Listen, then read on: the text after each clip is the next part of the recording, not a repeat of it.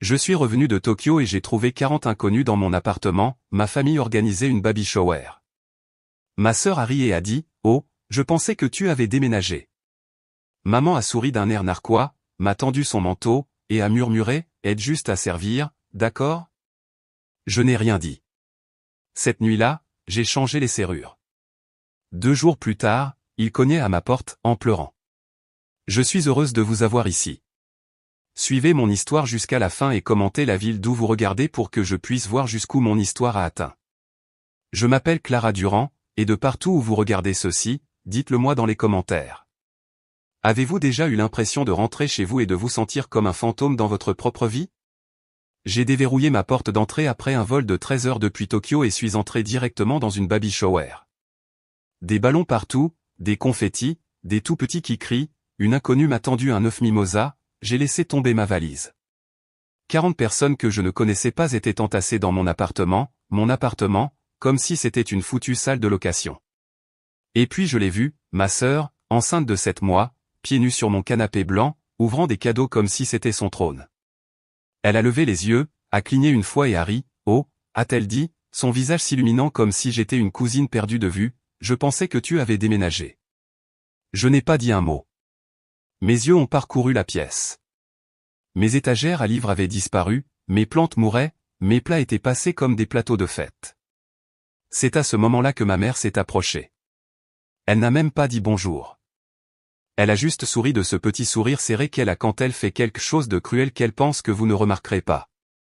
Elle a enlevé son manteau et me l'a tendu comme si j'étais l'employé de maison.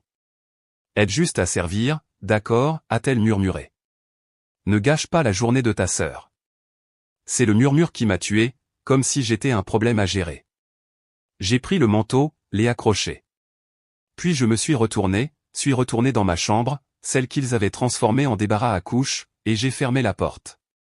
Je me suis assise sur le bord du sommier dénudé et j'ai fixé le sol pendant que 50 mètres plus loin, il trinquait à une nouvelle vie et piétinait la mienne comme si elle ne valait rien.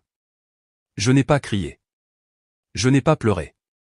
Cette nuit-là, après qu'ils soient tous partis et que l'appartement sentait la lotion pour bébé et le vin éventé, j'ai changé les serrures. 2 jours plus tard, ils sont revenus. Cette fois, ils cognaient, criaient, pleuraient parce que les serrures n'étaient pas la seule chose que j'avais changée, et ce qu'ils avaient perdu, ils ne le retrouveraient jamais. Vous voulez savoir le pire? Ce n'était même pas du choc sur leur visage quand ils m'ont vu. C'était de l'inconvénient. Comme, pourquoi Clara est-elle ici? Ne sait-elle pas que nous sommes passés à autre chose? Passés à autre chose de moi, dans ma propre maison. L'appartement était à moi, légalement. Je payais le bail, les charges, le Wi-Fi, tout. Même depuis Tokyo, j'avais continué à le faire. J'avais dit à ma famille de se sentir libre de surveiller pendant que je travaillais à l'étranger pendant quelques mois. Ma sœur pleurait d'être enceinte et mal à l'aise, maman a dit que ce ne serait que pour un petit moment. Je leur ai fait confiance, follement. Mais je n'étais pas préparé à ce qu'ils m'effacent complètement du tableau. Le lendemain matin, j'ai parcouru chaque centimètre carré de ma maison. Chaque tiroir était rempli de choses de bébé, mon placard rempli de leurs affaires, mes livres donnés, mes vieux journaux intimes jetés dans un sac poubelle près de la porte d'entrée avec un post-it collé dessus disant « déchiqueté ». Il n'y avait plus de place pour moi. Alors j'ai fait de la place. Avec un feu dans ma poitrine et de la clarté dans mes os. J'ai appelé mon propriétaire en premier. J'ai demandé si quelqu'un avait soumis un sous-bail ou un changement de locataire. Il a dit non. J'étais toujours la seule locataire. Parfait. Puis j'ai demandé mes droits légaux en matière de réentrée. Il a dit, tant que vous êtes le titulaire du bail et que le loyer est payé, vous pouvez changer les serrures à tout moment. Alors j'ai fait ça. Cette nuit-là, j'ai mis en carton chaque décoration rose, chaque chauffe-biberon, chaque fausse plante qu'ils avaient apportée. J'ai tout empilé soigneusement dans le couloir devant ma porte. Puis j'ai posé une limite que j'aurais dû établir il y a des années. J'ai envoyé un seul message au groupe de discussion familiale, l'appartement n'est plus disponible. Veuillez récupérer vos affaires dans le couloir. Ne rentrez pas. Je suis sérieuse. Mon téléphone s'est illuminé comme un sapin de Noël. 36 messages en moins d'1 minute. Clara WTF? Où est le sac de maman? Tu plaisantes? Ta sœur est enceinte. Ne sois pas cruel. Et puis, enfin, ma mère, je t'ai mieux élevé que ça. Celle-ci m'a fait rire aux éclats. 2 jours plus tard, ils se sont présentés. Les coups sont devenus des coups violents. Les coups violents sont devenus des sanglots. Ils ne demandaient pas pardon. Ils suppliaient d'avoir accès. Mais ce qu'ils voulaient vraiment, c'était le contrôle, et j'en avais assez d'être leur paillasson. Ils ont campé dans le couloir comme des squatteurs. Je les ai regardés par le Judas.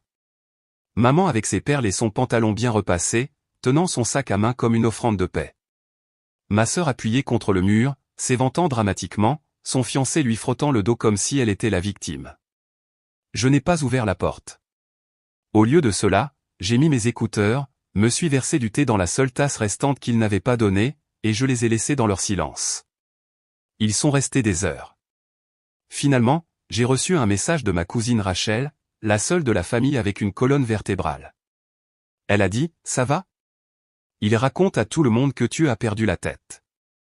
Ils disent que Tokyo t'a changé, que tu es sous quelque chose. » J'ai failli laisser tomber mon téléphone.